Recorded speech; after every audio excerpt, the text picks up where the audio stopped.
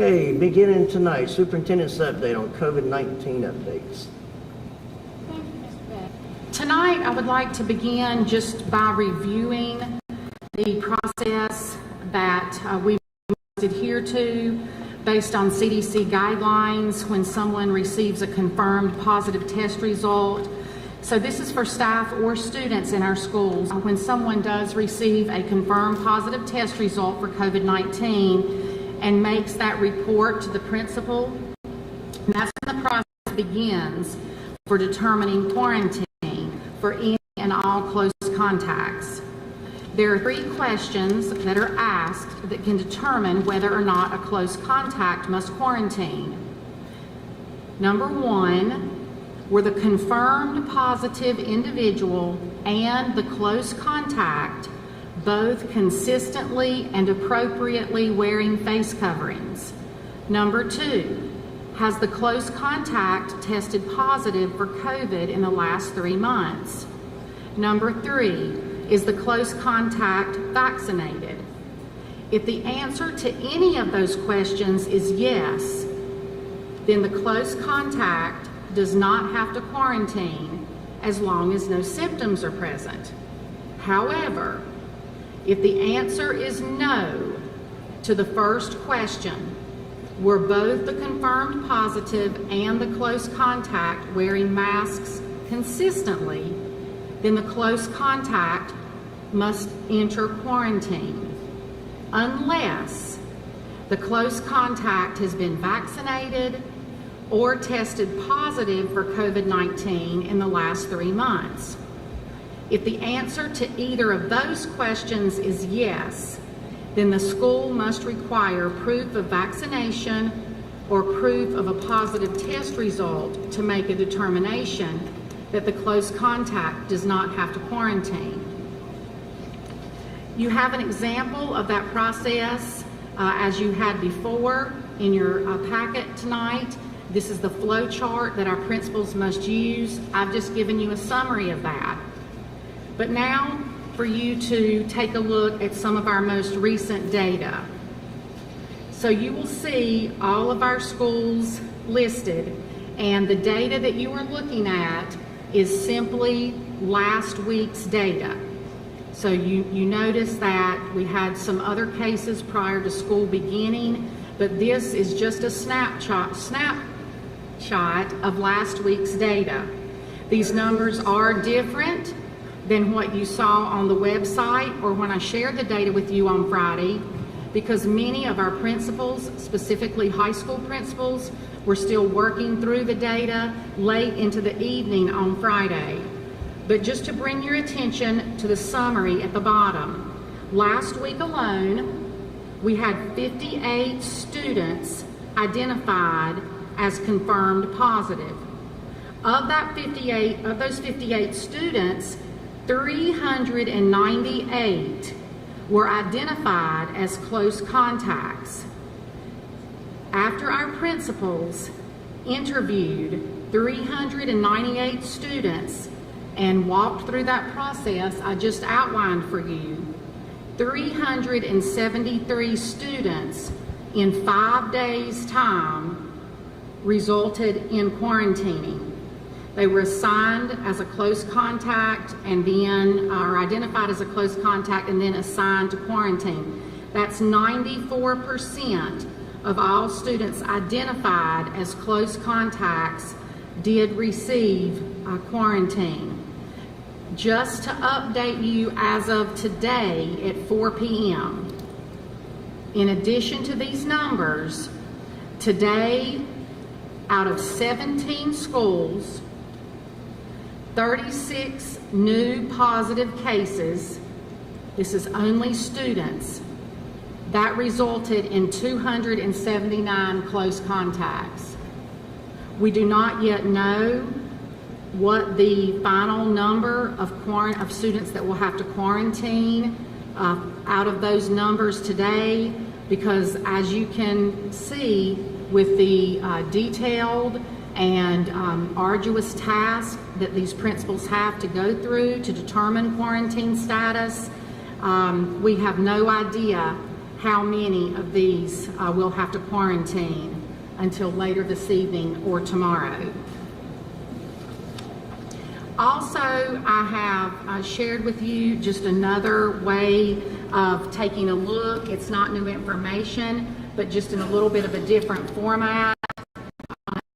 A snapshot of the day-to-day notifications of positive student cases, as well as the daily staff. Now, one thing I do want to draw your attention to, those numbers I just shared with you were students only. I would also like to, just for last week only, talk with you about, we had 31 staff identified as confirmed positive, which resulted in 18 staff members being quarantined in that 5-day period. But again, it's kind of difficult to showcase this data because of the varying lengths that quarantine status, how long it may last. So some of these, you could say, for example, some of these 18 staff members that are assigned quarantine may not return to their position for 14 days, potentially. And the same with students. That's why it's very difficult to look at this data in a 5-day window. But that's the best way that we can showcase the data. Anyone that was identified prior to school beginning has been removed from this count. I'm happy to answer any questions that you have about the quarantine, the identification process. I do want to let you know that our school principals have spent a tremendous amount of time working through this process to make sure that it is done appropriately. Can you give us a little background on how that's done, and I guess the work that goes into contact tracing on a daily basis and what that looks like for our principals? Sure. Dr. Light, can we put this up for them to see the formula? Can you go back to that? Can you go back to? Can you go? It's up there now. Okay. Yes. So once a principal is notified, either by a staff member, and this isn't just limited to our schools. So even someone at the central office or another department, once a supervisor, in this case we're talking about our schools primarily, a principal would receive notification that a student or a staff member has tested positive, then that's when the work begins of identifying who would be a close contact. So they have to either ask the individual that has the positive test, who have you been around in the last 48 hours, within 6 feet, for longer than 15 minutes at a time, and if the student is not available, that's when they must resort to doing things like looking at classroom seating charts, look at cafeteria assignments, looking at where they sit on the bus, looking at what athletic teams they participate in or other extracurricular activities. We've even used our video footage in the schools. One principal said last week to a central office leader that out of probably a 10 or a 12-hour day, the entire day minus 40 minutes was spent on contact tracing. And I can tell you, it's very time consuming. Once close contacts are determined, then the principal or his or her designee must ask these questions of each person that's identified as a close contact. Question number 1, were both of you wearing the mask appropriately? If the answer to that question is no, then you can ask the following 2 questions. Have you tested positive for COVID in the last 3 months, and or have you been vaccinated? Which we would require proof of either of those things for someone not to have to be quarantined from the school setting. Who sets these quarantine guidelines? The CDC. So these are the CDC guidelines. Dr. Light, Yes. The state is who Yes. sent this to us that we have to follow. correct? Absolutely. This is all part of the guidelines as part of the Strong Schools Toolkit, North Carolina Department of Health and Human Services. We have no leeway in whether or not we adhere to these guidelines for quarantining.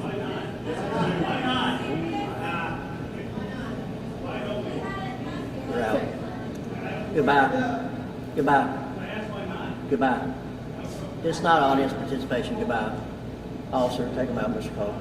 That's a violation of the First Amendment of the Constitution. So,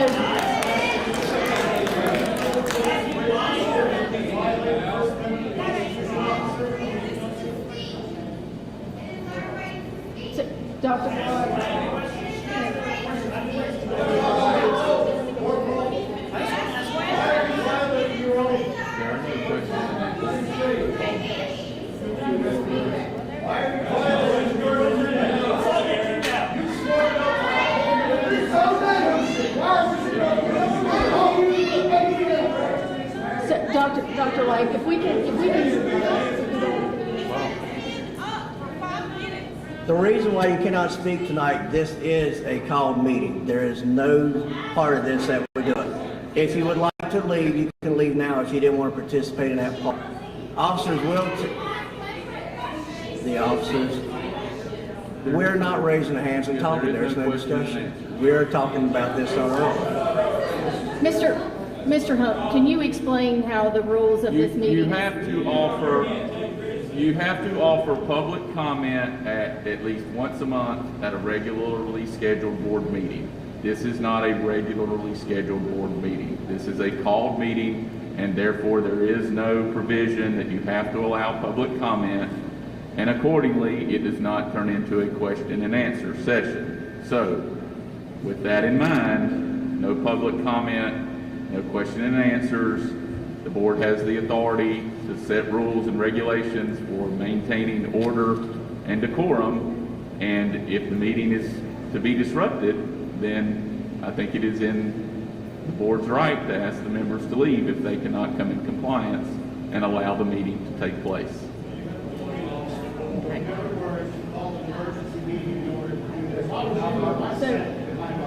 So Dr. White, can we go back to this formula a little bit? Because I think that we've all kind of had some feedback from staff and principals. Make sure you're speaking in your mic so we can hear you. Okay, please. I'm sorry. Thank you. No, you're fine.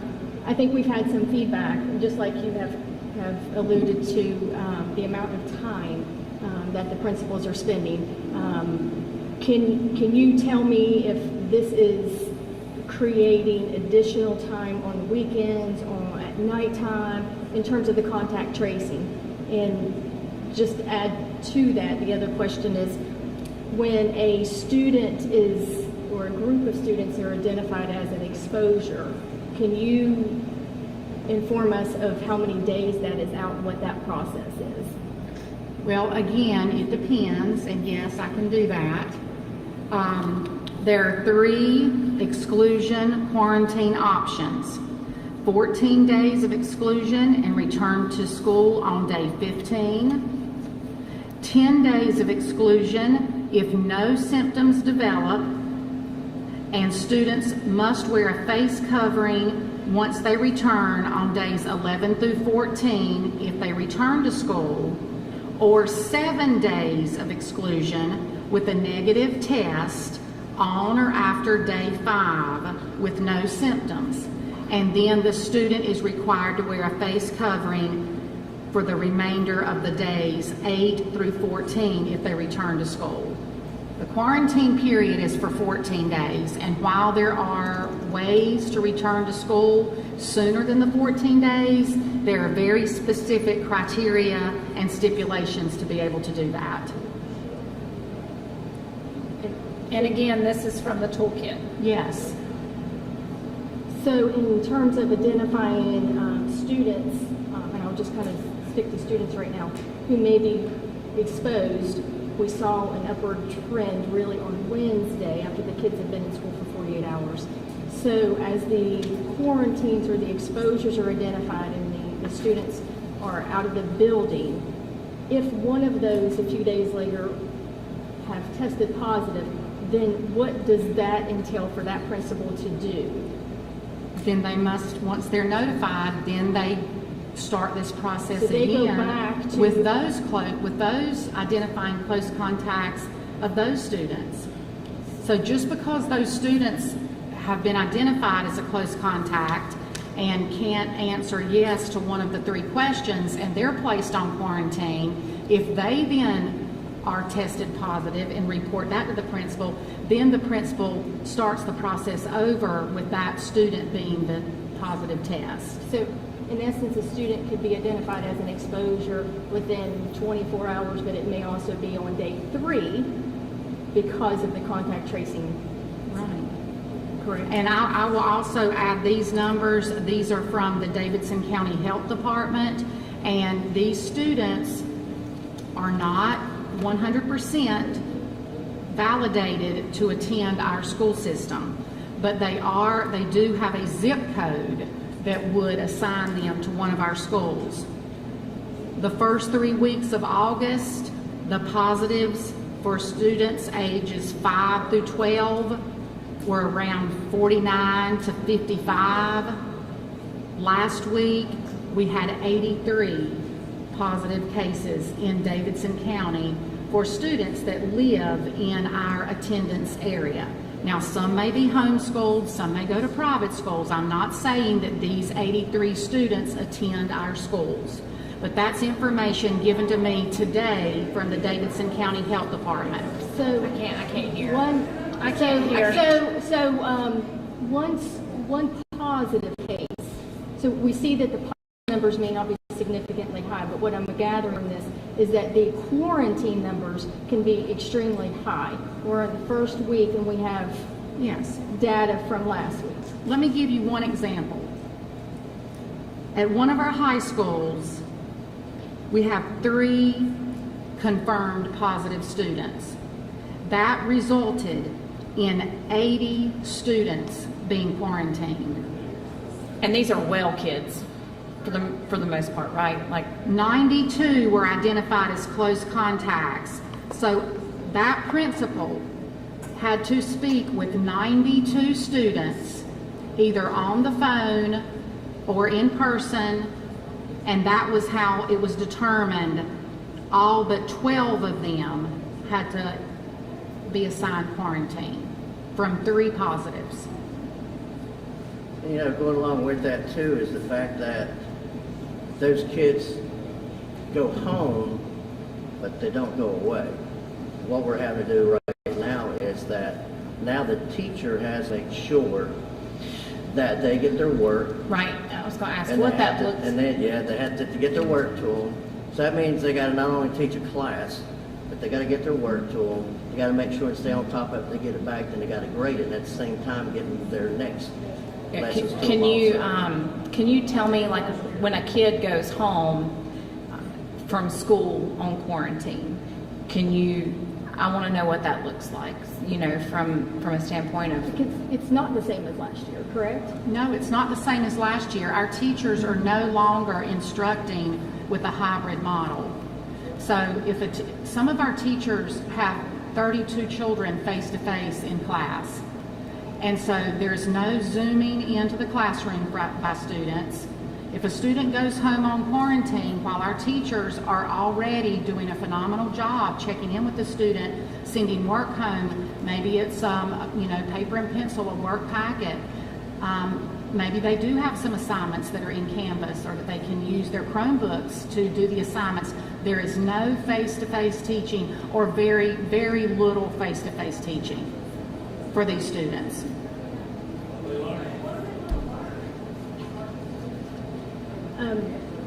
And then also, if a student is out on quarantine and has not become symptomatic or tested positive, they're able to come back in school. They're still at risk for being in quarantine again from additional exposures. Sure.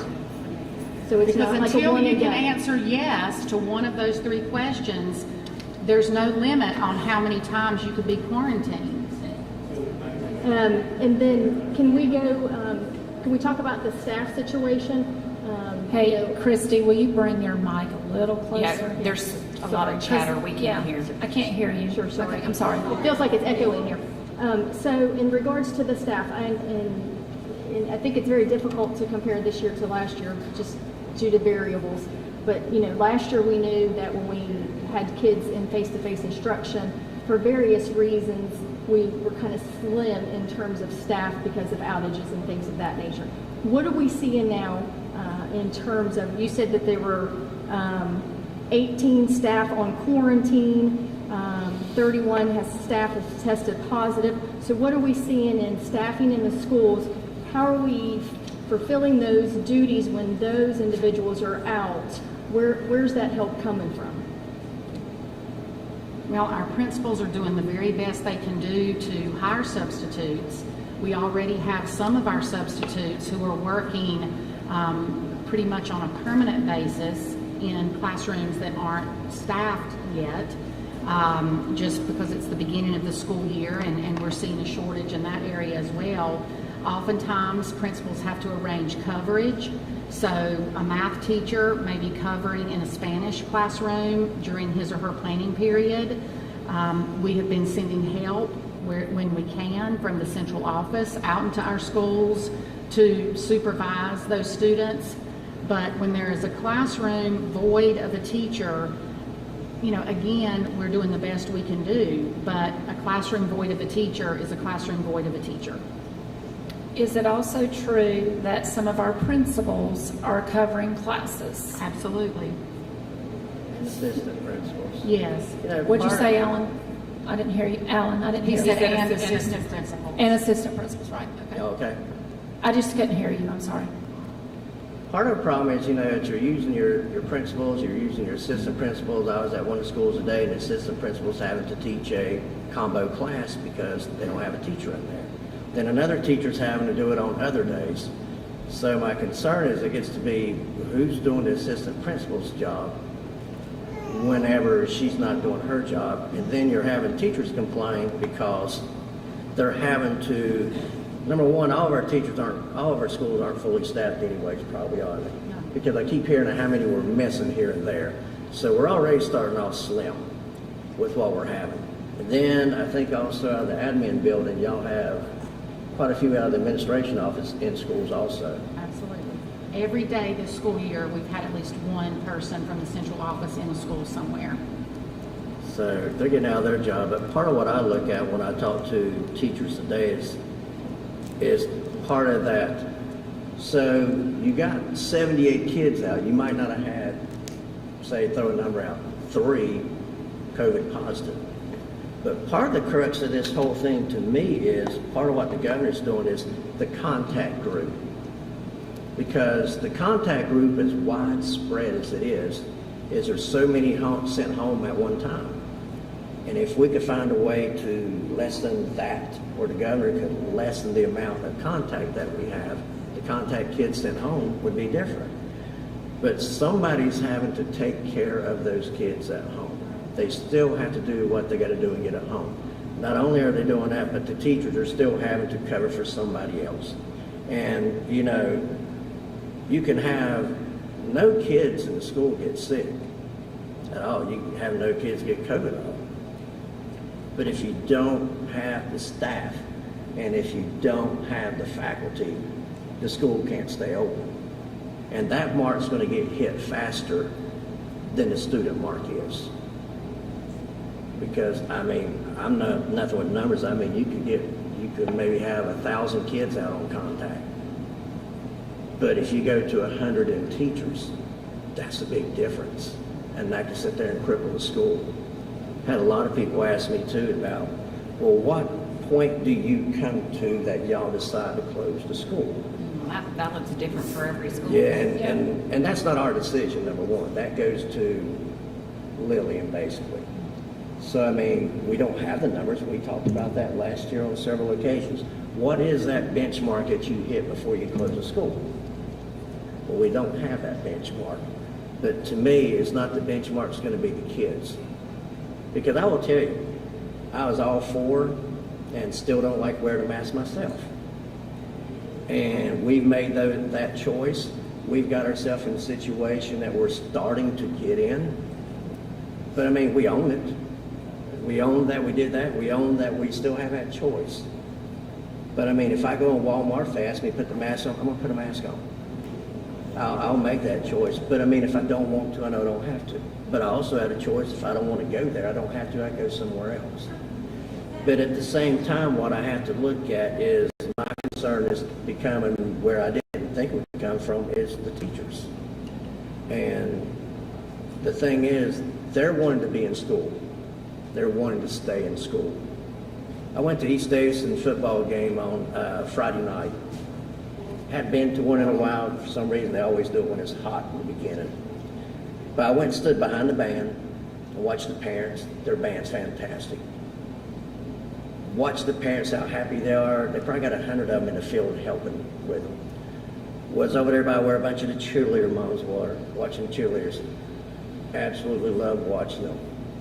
Then just to watch the football parents, you tell when their kids out there on that field because they move closer to the edge of their seat. I don't want to go back to what we did last year. I'm willing to own what I've done up to this point, but also at the same time, the teachers don't want to be at home. We don't want the students at home. We've all recognized, I don't know if anybody forgot, but last year with virtual, it sucked. It was not good at all. Our kids didn't learn anything. They didn't do a good job. Some of them were stellar. Some of them did fantastic with it. But some of them didn't. Some of them, I don't know how many times we've heard a story about people having A's and B's or all A's and all of a sudden they're failing a class. I don't want to go back there. No, I don't either. We have kids that can't play sports this year because their grades dropped last year. My child was virtual last year. I chose the option for virtual academy. And she's face-to-face this year, and she needs to be face-to-face. She missed it. But if that means that we have to do something different, we have to do something different. I mean, I want them in school. I am an educator first and a mom. I was in the school system, and I know that the kids need to be face-to-face, especially if they are younger. They need the face-to-face. They need that routine that is not there when it's remote. It's not there for virtual. It's there if they're face-to-face. There's a routine. They know what they do in the morning. They know that they go to centers. They know that they have reading group. They know they have math group. They know that their teacher is there for them and they have support. And that is what needs to be happening. We need to make sure that our kids can stay face to face. Because last year, the A day, the B day, the remote day, that didn't work for everybody. It worked for some kids, yes, because some kids are self-starters. Some kids have people at home that can help them. But there's a vast majority of kids that do not have anybody there that can help them. And we've got to remember that too. And whatever we decide tonight, I know, because I've been on the board now for a few months, I know that what we decide is what's best for children, staff, and families. I think we all want some degree of normalcy for our students, you know, whether that be football, baseball, whether that be face-to-face instruction. I think they all play, you know, a piece of the puzzle. But I'm concerned that we have something we can control to try to give them that, and we've not allowed it. I'm concerned about the senior who doesn't get to, you know, be part of his, you know, senior clubs, of, you know, graduation that's so far away. But you know, the football team, the cheerleaders, you know, all of that, not meaning new. We're not even mentioning new beginnings for, you know, 6th graders, 9th graders. I'm concerned that we are going to take that away, let alone bringing down their education, because we can't effectively reach their needs when they're in quarantine. I saw something in Boone on Thursday when I was up. I had to go take some pictures. I called Emily and I saw it was a chalkboard, and it was outside of Appalachian State, and it said, and pardon my French, it said things that suck, mask. And I think we can all agree that it sucks, you know. But underneath that, it said things that don't suck, in-person instruction. And I think that we can all agree with that too. But it's, you know, this isn't about science. This isn't about this. This isn't about science. This isn't about whether masks work or don't work. This isn't about. No, it's not. Hang on a minute. Hang on a minute. This is about an operational issue with our school system. So when the masks don't work in a month's time, what are y'all gonna do then? Just The masks, keep what are we going. gonna Maybe do? people Let's just keep going. Just keep going. No, it's. Every single one of you did not wear a mask, and you were face to face with everybody the entire time that you've been in here. Every single one of you.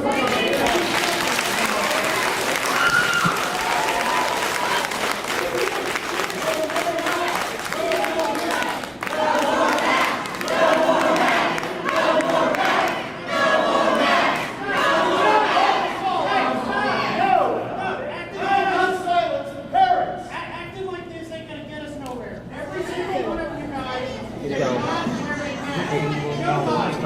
Nobody wore a mask whatsoever, but then you want to tell our kids that they're gonna have to wear a mask. That is Well, we're having to pick the lesser of two evils here. I know that's what you did, but you didn't wear a mask. You did. And I have pictures of face to face with all of you guys. We are having to pick the lesser of two evils. We are at the point where we are having to pick the lesser of two evils.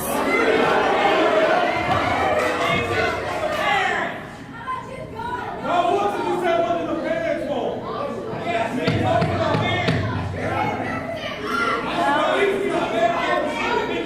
Listen, All last year,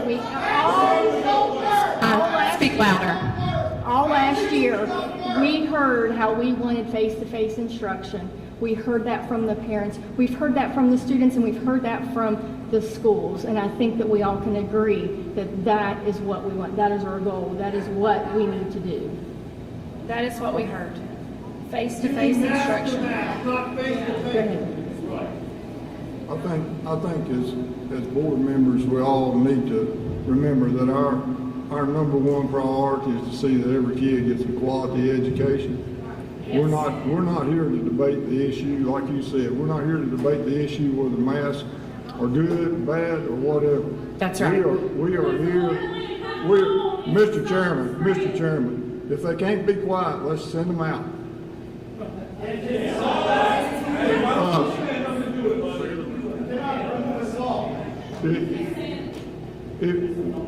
We're not here to debate the issue on whether masks prevent the disease, don't prevent the disease, or whatever. Mr. Grove. Mr. Grove. Mr. Grove.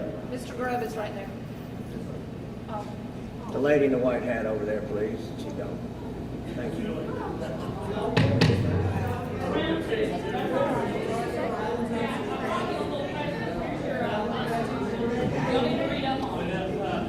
How do they expect us to make their decisions? Hey, y'all ready to move? Y'all ready to make a motion? How can we even concentrate? We didn't make the quarantine rules. Unfortunately, we just have to play by the rules that we receive. Those rules. I think the protests are in the wrong place. I think the protests need to be in Raleigh, not in Davidson County. That's what we have to follow. Y'all, listen, we can finish this in here, or we could leave y'all in here, we'll go back there, but if y'all like for us to stay in here, calm it down. Nothing we say will change. That's right. Okay. Let's go. like I said, we have to follow the rules that we All right. Okay. Again, I just want to echo, this is not about mass efficacy or even one's views of COVID alone. This is regarding day-to-day operations within our schools. As we can see, we have hundreds of students currently out who have a high risk of being sent back into quarantine when they return. We have staff on quarantine and not enough folks to fill during their absence. We have principals who can't do what they do best, which is lead our schools, because they are spending their days and their nights performing contact tracing. Throughout the entire last school year, we worked hard to get our kids back face-to-face instruction because we know that's how most kids do best. But with the current circumstances and with the current mandates, we're failing our kids. We are risking shutdowns with school, with sports and extracurricular events, all that we have fought for to get back this year. I don't like masks. I don't like my own kids in masks, and they're in the public school system. But being out of school is worse than the alternative. Ensuring we are providing an education and supporting our staff in doing so is what our priority needs to be and is for this school board. For that reason, I make a motion to make masks mandated with the stipulation that we continue to reevaluate this at every board meeting. You can make the motion and end the meeting.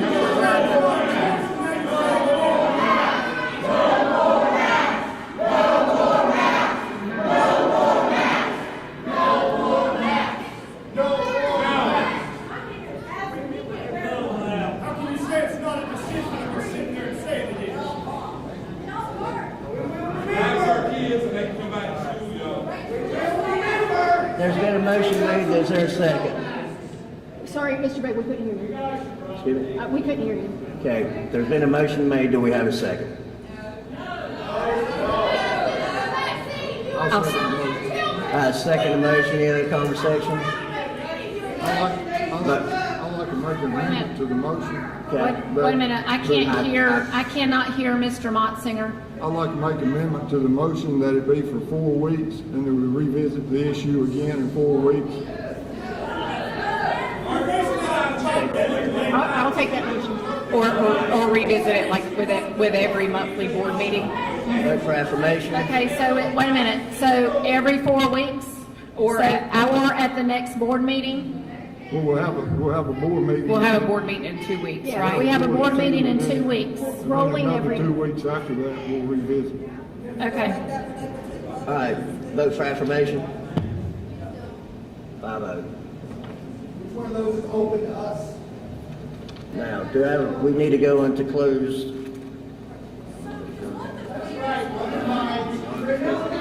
Event disclosure information is confidential and privileged under General Statute 143-318-11A1.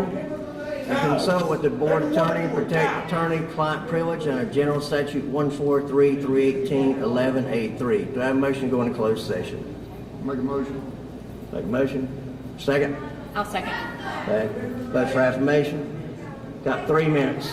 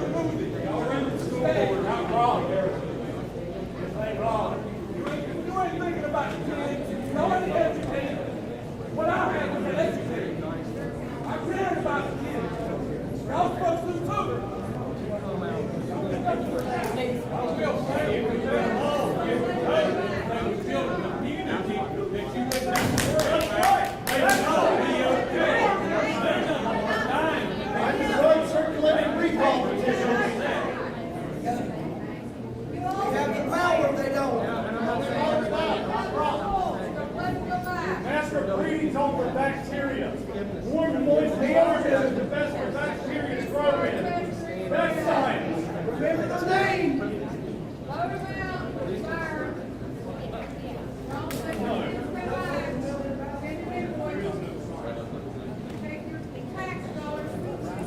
2 weeks or 4? I couldn't hear the end of it. Was that-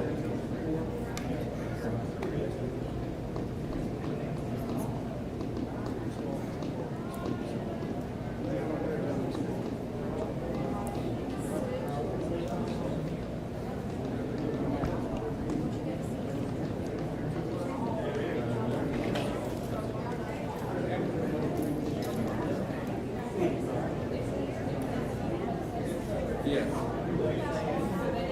Yeah, they're trying to clarify.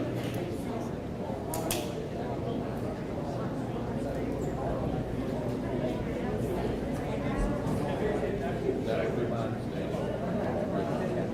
Starting tomorrow, correct? Yeah, second meeting.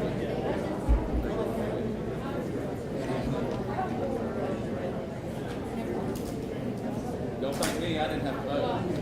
Anyone who voted for